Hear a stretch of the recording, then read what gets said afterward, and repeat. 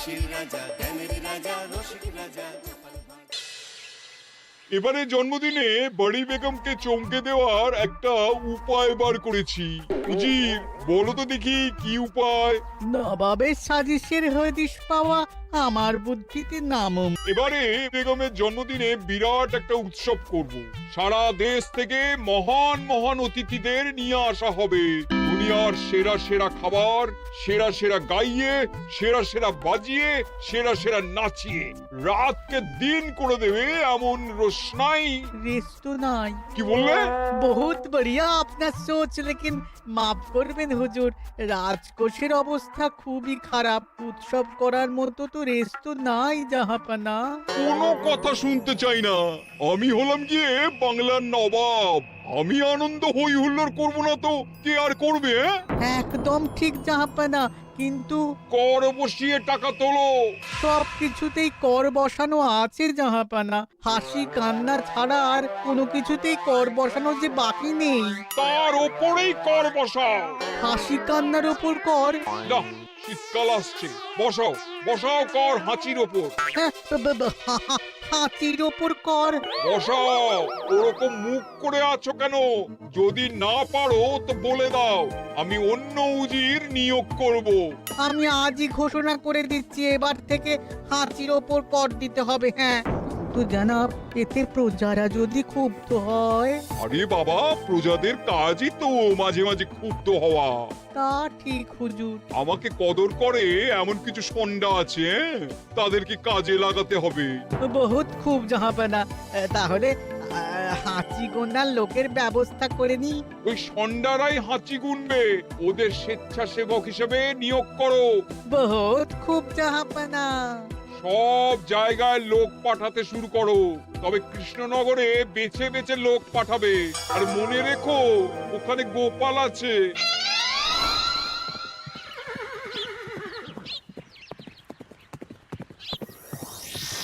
সব জায়গায় কর আদায়কারী পাঠিয়ে দেওয়া হয়েছে জাহাপানা। আপনার কথা মতো তাদের বলে দেওয়া হয়েছে যে আদায় হওয়া করের 10% তাদের বেতন হিসেবে দেওয়া হবে। সুতরাং কর আদায়ে কোনো ঢিলেমি হবে না। বহুত আচ্ছা, বহুত আচ্ছা।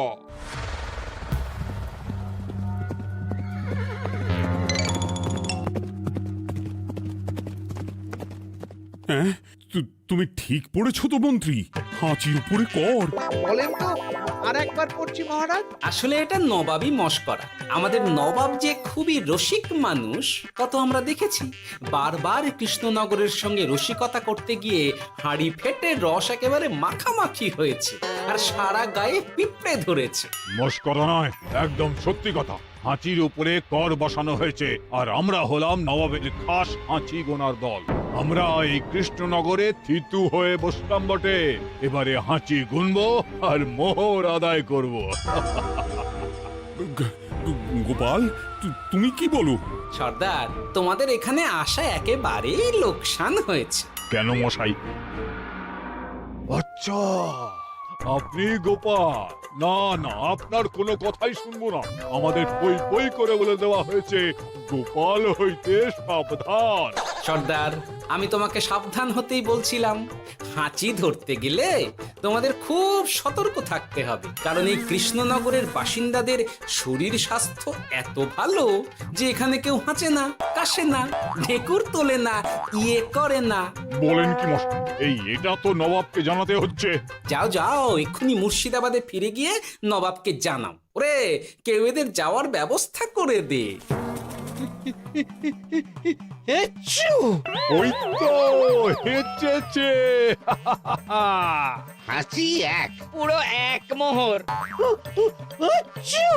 হাঁচি দুই, দুই মোহর। আরে, এটা তো হাঁচির বাচ্চা, এটা তো ধরলে চলবে না। কেন? হাঁচি হলেই তো হলো। কি করব সর্দার, লিখবো? দেখ, একবার গুনে যখন ফেলেছি পুরো ছাড়তে পারবো না। আধমোহর লেখ। এটা কাশি, কাশিতে কোনো করের কথা নেই। লেখ লেখ লেখ লেখ লেখ। হাঁচি তিন, পুরো এক মোহর। হাঁচি চার।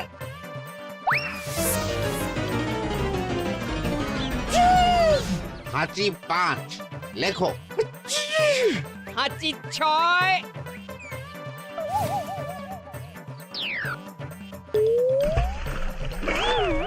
যা যা কি রে, শুনেছিলাম কৃষ্ণনগরের মন্ত্রীটা মাথা মোটা, প্রমাণ হয়ে গেল। জল থেকে উঠবে যখন ঠান্ডা লেগে হাঁচি তো আরো বাড়বে। জলে বুড়ুবুড়ি উঠছে, বেটা জলের তলায় তলায় হাঁটছে। হাঁচি 7। এখনো তো ফিরলো না, বেলা গড়িয়ে দুপুর হয়ে গেল। ভাববেন না রাজামশাই, আমরা যারা যারা এখানে এসেছি সবাই ধড়িবাজ লোক। মন্ত্রীর হাঁচি নিংড়ে নিয়ে ফিরবে। ছি ছি ছি ছি ছি ছি ছি ছি ছি। কি হলো গোপাল? আমরা কৃষ্ণনগরের প্রবাদ প্রতিম আতিথেয়তার অসম্মান করেছি মহারাজ। কেন? কিভাবে? কখন? এখন মহারাজ, এখন এনারা সেই সুদূর মুর্শিদাবাদ থেকে এসেছেন, আর আমরা এতক্ষণ শুধু অন্য কথাই বলে চলেছি, এনাদের আপ্যায়নের ব্যবস্থা করিনি। তাই তো। মহারাজ, আপনি ব্যস্ত হবেন না। এই কে আছো? শোনো, এদের রাজ অতিথিশালাতে থাকার বিশেষ ব্যবস্থা করো। এদের খাবার যাবে মহারাজের পাকশাল থেকে। এদের সব সুবিধে অসুবিধে দেখার জন্য দাস দাসী নিযুক্ত থাকবে। চলো চলো। আরে দাঁড়াও সর্দার, হ্যাঁ বলুন। তোমাদের তো আবার গোপালের কথা শোনা বারণ। আমার ব্যবস্থায় বোধহয় তোমরা থাকবে না। বাদ দিন তো, আসলে ভয় ছিল আপনার বুদ্ধিকে, আর ভয় নেই। কেমন আগু পিছু বিচার না করেই বলে ফেললেন এখানে কেউ হাঁচে না। বুঝে গেছি, আসলে গোপাল হলো গল্প। চলো চলো, ও বড্ড খিদে পেয়েছে। প্রহরী, এই সর্দারের দলের বাকি লোকগুলো এলে এদেরকেও অতিথিশালায় নিয়ে যেও। হ্যাঁ, আচ্ছা। কি গোপাল, এই রক্তচোষাগুলোর জন্য তুমি রাজনিবাস আর রাজভোগের ব্যবস্থা করে দিলে? গোপাল কার পক্ষে মহারাজ? এতক্ষণ গোপালের সব কাজ তো কৃষ্ণনগরের বিপক্ষে গেল। গোপালই তাহলে বলুক কি পেঁচ। মহারাজ, মানুষ বিলাসের সুযোগ পেলে কাজ ভুলে বিলাসেই ডুবে থাকে। কত সম্রাট মহাসম্রাট বিলাসিতায় ডুবে কত সাম্রাজ্য মহাসাম্রাজ্য ভেঙে টুকরো করেছে। এরা তো নবাবের পাঠানো কিছু মূর্খ বালক মাত্র মহারাজ। এদের রাজভোগে ডুবিয়ে দিলে হাঁচির কথা কি এদের মনে থাকবে?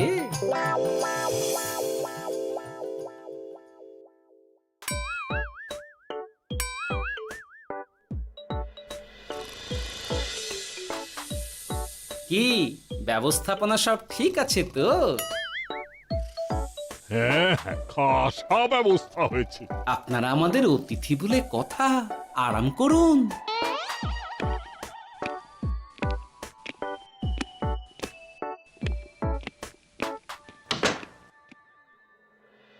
বিজ্ঞানী, তোমার এই দুমুখ আয়না আবিষ্কার তোমার জীবনের সেরা কাজ।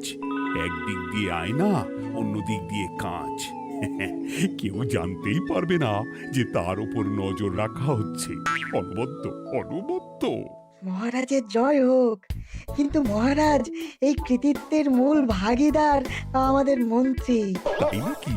হ্যাঁ মহারাজ, মন্ত্রীর দুমুখ কাজকর্ম দেখেই দুমুখ আয়নার কথা আমার মাথায় আসে। মুখ সামলে কথা বলো বিজ্ঞানী। ওরা শুনতে পাচ্ছে। যা চেঁচালেন 20 ইঞ্চির দেওয়াল ভেদ করে ওদিকে চলে যাবে কথা। এই কে যেন কাকে মুখ সামলে কথা বলতে বললো? ওই বাইরে কেউ বলেছে। এই তোমরা সবাই শোনো, অতিথিদের যেন আদর যত্নের ত্রুটি না হয়। আমি আর যাই, কাল সকালে আসব, কেমন? গোপালকে নিয়ে নবাব আর উজির যেমন ভয় দেখিয়ে দিয়েছিল, গোপাল কিন্তু সেরকম নয়। এই তোরা কি বলিস? না না না না না না, গোপাল একটু ওই হাবা গোবা আছে দাদা। দেখো দেখি কেমন বুক পেতে দিয়েছে। এবার ওদেরই বুকে বসে ওদেরই দাড়ি ওপরাবো। গোপালের জবাব নেই, ঠিক সামলে দিল। মহারাজ, এই প্যাঁচটা আমার মাথাতেই এসেছিল। কিন্তু ওই যে নাকে মাছি ঢুকে গিয়েই সব বরবাদ হয়ে গেল। মহারাজ, এই পরিকল্পনা যদি মন্ত্রীর মাথাতে আগে এসে থাকে তাহলে এদের মন্ত্রী আমার চেয়ে ভালো করে সামলাতে পারবেন মহারাজ। বটেই তো এই দায়িত্ব আমি নিলাম মহারাজ।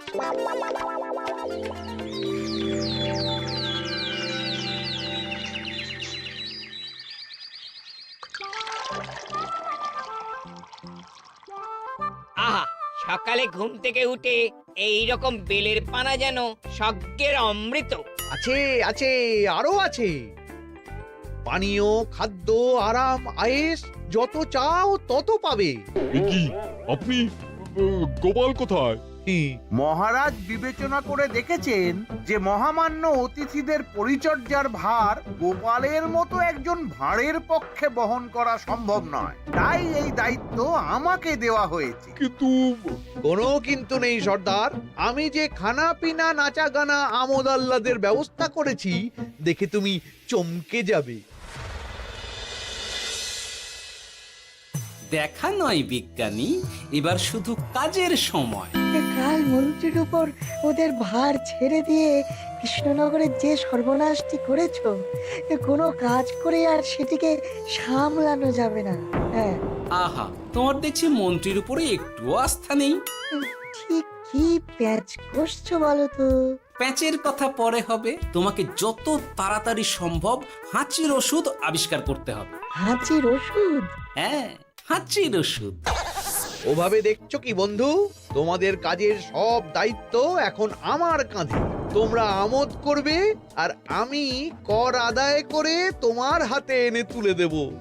সর্দার, এর মধ্যে একটা চাল আছে মনে হচ্ছে। কি আর আমি বুঝিনি। এখন কি করবে? বিশ্বাস করে আদায় উসুলের ভার এর উপরে ছেড়ে দেবে? পাগল নাকি? মন্ত্রী মশাই, বলো বন্ধু। বলছিলাম আর দেরিতে কাজ কি?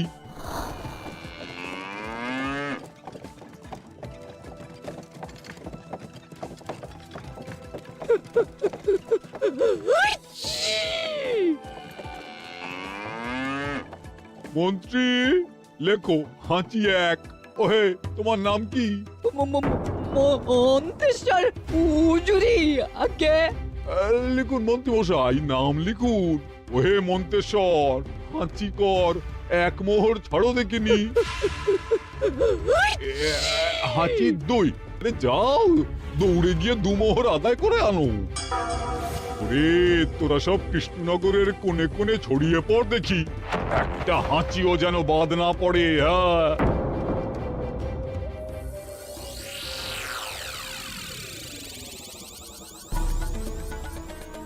এটা হুজুরে আলাক বর্ধমান, খাম্বাত এবং কৃষ্ণনগর থেকে। চমৎকার চমৎকার। তাহলে গোপাল কিছু করতে পারেনি, আমাদের যুব শক্তি কৃষ্ণনগরকে পুরো নিংড়ে নিয়ে আসছে। মহারাজ কৃষ্ণচন্দ্রের একটা আবেদন আছে জানাব। এই হাঁচি করের 30% যদি ওই রাজ্যকে দেওয়া যায় তাহলে আদায় উসুল আরো ভালো হবে। ওরা বলেছে যে আপনি যদি 30% দেন তাহলে কর আদায় একেবারে জান লড়িয়ে দেবে। মঞ্জুর মঞ্জুর। আর একটা আর্জি আছে হুজুর, কৃষ্ণচন্দ্র কদিন বাদে নবাবকে কৃষ্ণনগরে আমন্ত্রণ জানিয়েছে। কেন? কৃষ্ণনগরের নবাব এবং তার উন্নয়ন উপলক্ষে এক মহোৎসব হবে। সেই সঙ্গে শহরে থাকা ইংরেজদের কাছেও নবাবের সৈন্য বলের এবং নবাব ও কৃষ্ণনগরের মধ্যে পারস্পরিক ভ্রাতৃত্বের সম্পর্কের বার্তাও পৌঁছে দেয়া যাবে। নবাবের অধীনস্থ রাজারা নবাবের শত্রু, এই রকম একটা ধারণা থেকে ইংরেজরা ইদানিং বেপরোয়া হয়ে উঠেছে, তাতে লাগাম উঠবে। বহুত খুব। মঞ্জুর মঞ্জুর মঞ্জুর।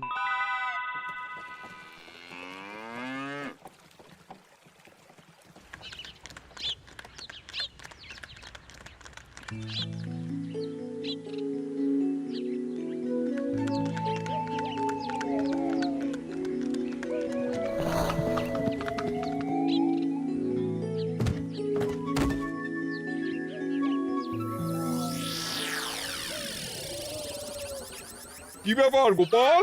জাহাপনা বলুন কি খিদমত করব? আমি যা বলবো তাই করবে। অবশ্যই জাহাপনা। কি আবার উজির, তুমি সাক্ষী, মহারাজ কৃষ্ণচন্দ্র আপনিও সাক্ষী। গোপাল আমাকে কথা দিয়েছে আমি যা চাইবো তাই করবে। গোপাল, তুমি আমার সঙ্গে মুর্শিদাবাদ যাবে। এখন থেকে আমার দরবারের বিদূষক হিসেবে থাকবে, কেমন? ওরে ওরে ওরে ওরে ওরে তোরা বাজনা বাজা। এখন থেকে গোপাল আর কৃষ্ণনগরের নয়, গোপাল মুর্শিদাবাদের। জোরসে বাজা।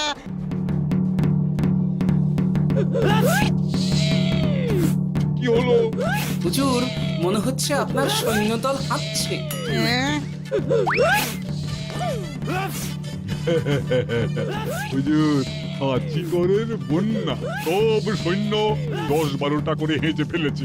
মানে প্রচুর মোহর হয়ে গেছে আর বাড়ছে। আমার হাঁচি গোনার দল একটা হাঁচিও বাদ দেবে না। মোহর রাখার জন্য নতুন পোশাকখানা বানাতে হবে হুজুর। সর্দার, আমাদের হাঁচিগুলো কি খুলবো? হ্যাঁ, নিশ্চয়, একটা হাঁচিও যেন বাদ না পড়ে। চলুন হুজুর, আমরা এখানে দাঁড়িয়ে থেকে আর কি করব? ওরা হাঁচুক আর হাঁচি গুনুক। চলুন নবাব বাহাদুর, আপনার জন্য কৃষ্ণনগরের রাজাতীর্থ অপেক্ষা করছে। হুজুর, আমার মনে হয় আমাদের কৃষ্ণনগরে এখন আর দেরি করা উচিত হবে না। আমরা সোজা শহরের দিকে রওনা হয়ে যাই। শহরের ইংরেজদের শিক্ষা দিয়ে ফেরার পথে আমরা কৃষ্ণনগরের আতিথ্য গ্রহণ করব। সে কি? মহারাজ, নবাবের মতো কর্তব্যপরায়ণ ইনসানকে তার কর্তব্য পালনে বাধা দেবেন না। আমরা ওনার শহর থেকে ফেরার অপেক্ষায় থাকব। ঠিক, আমার এক্ষুনি শহরে যাওয়ার দরকার। ইংরেজরা সব নিয়ম কানুন ভেঙে চুরে যা ইচ্ছে তাই করতে আরম্ভ করেছে। উচিত সৈন্যদের ডাক দাও, চলো রওনা হই। কিন্তু জাহাপনা, আপনার সৈন্যদের থেকে পাওনা মোহরগুলো এতক্ষণে যা হেঁচেছে, লাখখানেক মোহর তো হয়েই গেছে। ওটা আমরা নিজেদের মধ্যে বুঝে নেব। কিন্তু ওই করের 30% যে কৃষ্ণনগরের পাওনা। পেয়ে যাবে। শহর থেকে ফিরি। আরেকটা কথা, হাঁচি কর ব্যবস্থা এখন থেকে উঠে গেল।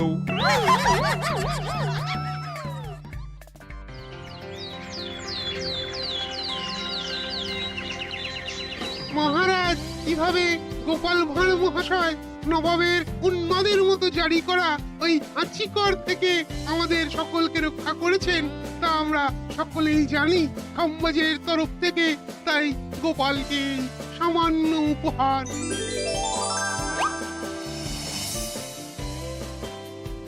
ওহ গোপাল, সত্যি তোমার জবাব নেই।